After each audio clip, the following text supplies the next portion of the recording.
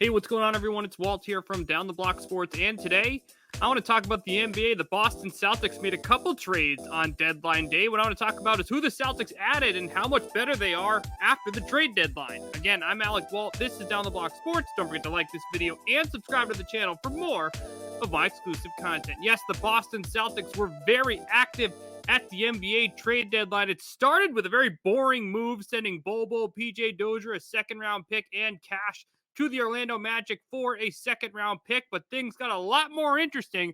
A few hours later, the Boston Celtics made a deal with the San Antonio Spurs, adding Derrick White in return for Josh Richardson, Romeo Langford, and a first-round pick. And just before the deadline ended, the Celtics traded Dennis Schroeder for our old friend Daniel Theis. So let's start with the first move. Obviously, Bobo and PJ Dozier pretty irrelevant. They got a second-round pick, dumped the money. They're both injured. Really not much impact there with that deal. Where the Celtics made some real impact was adding Derrick White. Now, I know what a lot of Celtics fans are thinking with getting rid of a first-round pick, Romeo Langford, and Josh Richardson.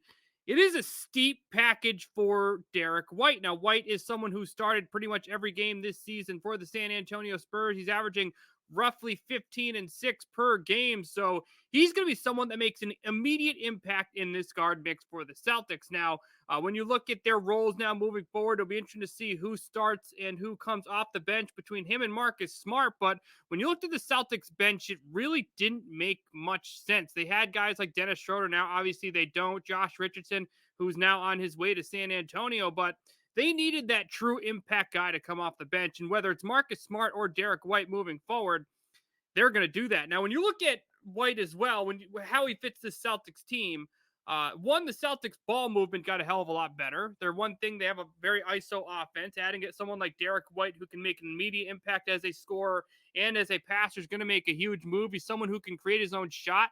He provides that offensive impact where Marcus Smart doesn't. In offensive situations, they have someone like Derrick White to come off the bench to provide some impact alongside guys like Jaylen Brown, Jason Tatum, and other guys like that. Now, defensively, you have the impact player in Marcus Smart. This takes a ton of playmaking pressure off of Smart because when you look at Smart's ideal role, he's a high energy guy. He's a guy that plays very tough defense. He's not a crafty playmaker and someone that can carry an entire offense. You know, they had a lot of pressure on someone like Dennis Schroeder, who wasn't a true fit while he was in Boston. It didn't seem like Schroeder had much long term with the Celtics either. So, when you look at adding a guy like Derrick White, he's someone who's under contract for a very long time. He's someone who Ime is familiar with while he was with the San Antonio Spurs, and he's someone who's going to make an immediate impact taking pressure off of Smart, where Smart can't be the full-time starting point guard. They need other bodies on this team to provide that impact, whether it's in the starting lineup or off the bench, and Derrick White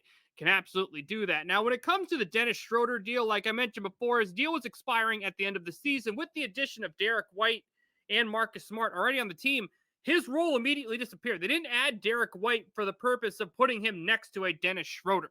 The Celtics wanted to find a way to flip Dennis Schroeder and get some quality return. Now, Daniel Theis is someone the Celtics are very familiar with. He's their backup coming off the bench, and really now with Freedom and Fernando gone, the only center coming off the bench. Theis is someone who's familiar with the city of Boston. Theis is someone who's going to add strength to somewhere where the Celtics needed some depth. They're a team that played much better defensively, but when you got outside of Robert Williams and got deeper into the Celtics bench, their defensive production was not great. Theis is someone who's going to be a very solid defensive player, a little undersized for the center position, but he's a willing defender. He's someone who proved very successful during his time in Boston and is someone who's going to fit perfectly in that rotation. Now, when you look at the three men in the front court, it's Robert Williams, Al Horford, and now a Daniel Theis, who could hopefully earn some minutes here in the Celtics rotation.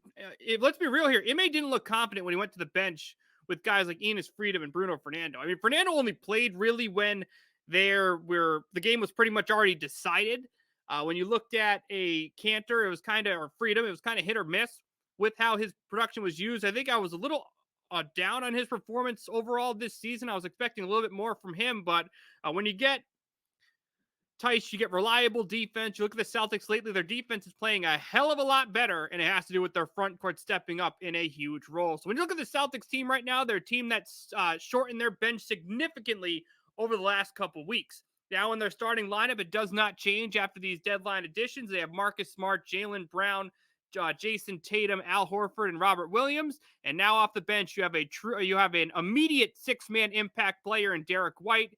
You have a solid piece in a Grant Williams, someone who's not going to provide you 20 points per game, but doesn't really make many mistakes when he's on the court.